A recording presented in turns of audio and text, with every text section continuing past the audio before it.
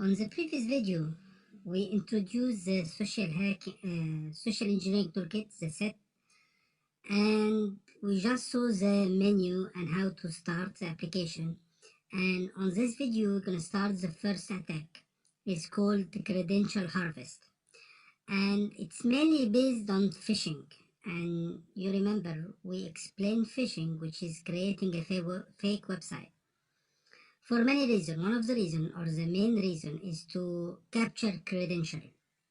So let's see how to create a fake website and how to do that to capture credential from the victim. So we're gonna open the terminal and go to the specific path, which is inside pentest, exploit, and cd, sorry,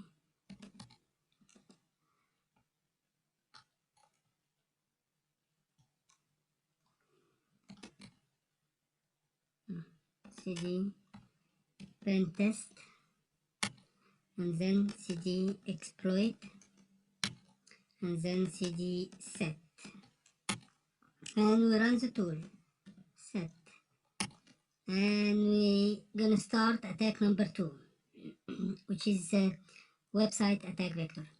In this tool, we're gonna take two specific attacks: the phishing attack and a Java applet attack, which is using a fake website to fully compromise the victim machine. It's very nice, and we're gonna get some good benefit from that. So on this attack, we have different kind of sub attack, but as we mentioned, we're gonna just start with a small one, an easy one: credential harvest attack. And what credential harvest will do, it will create a fake web page that will allow the hacker to capture the credential or username or password from the victim. So we're gonna choose number 3, which is a credential harvest, and we're gonna click on OK. So he's gonna ask, okay, you need to create a fake website. Would you like to use one of the templates? He got some template like Facebook, like Gmail, or like Twitter, or do you have a site which you need to clone? Clone means copy.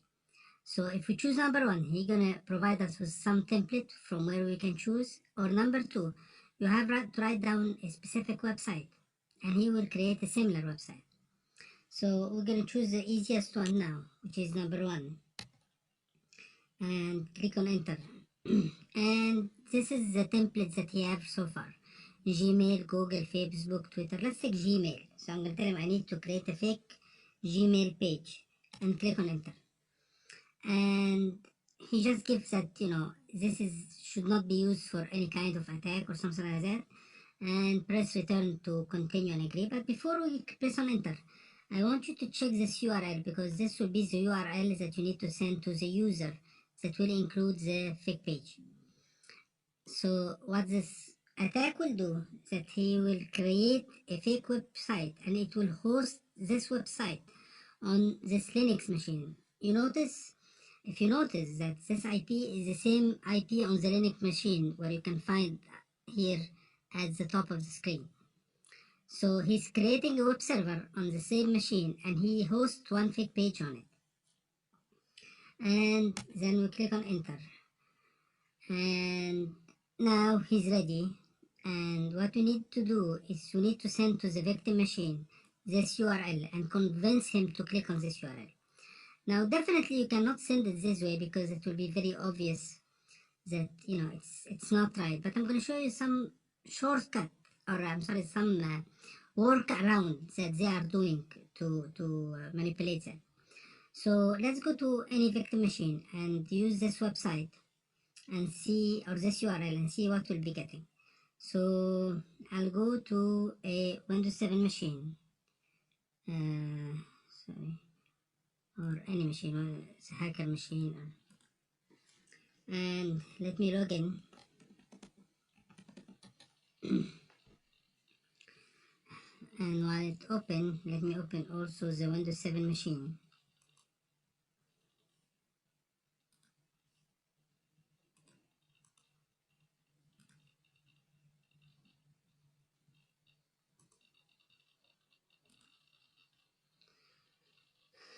So we have the Windows 7 machines that we can power on, and what I'm trying to do right now, I'm trying to do the attack on two different machines, has two different platforms. So let's open the browser, and we are assuming that this is the victim machine. So let's open the browser here, and let's type the mentioned URL, and let's see what will be have. So if you go here and we type http colon 192.168.95.129, and we click on enter. Let's see what will show up, and we will I'll do the same to the other machine. I think I miswrite something. Let me repeat.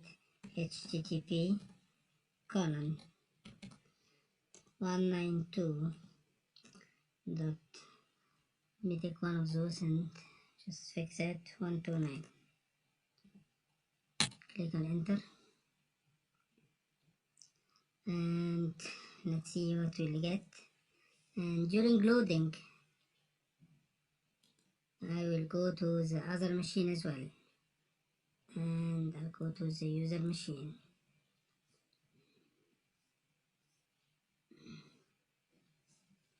and also I'm going to try to browse the same URL. So here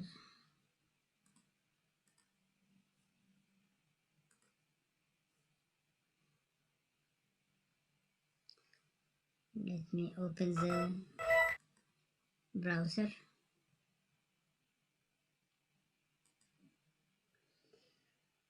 and go to the same URL,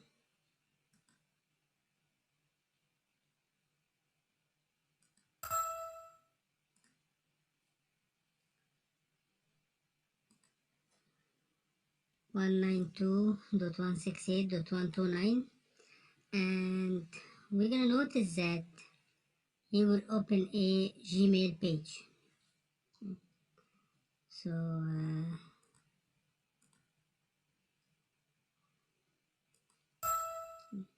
this is Gmail page, and on the Windows XP machine we should also have the Gmail page. Okay. Where is the XP machine? And of any of the machine, you write down any username and password, like test add test.com, and the password will be test12345. We're gonna notice that when you write the credential in this website, it will be captured and showed inside your victim machine, the Linux machine. So here I can see that this is the username and this is the password. So we notice that we were able to, I don't know why the XP is not, what is the XP machine?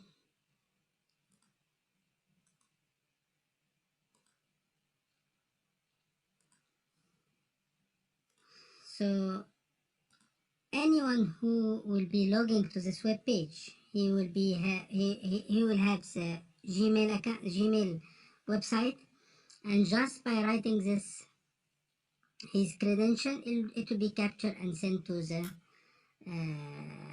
hacker machine.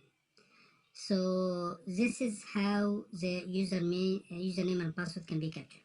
It can be done for other template like Facebook or Twitter, or it can even be done for like one of your choice from the website. So you can create a fake website for a bank or for the organization portal, and just the user will write down his username and password, it will be captured right away. Now the problem with this attack is that first, it can clone any website. Second, it run on any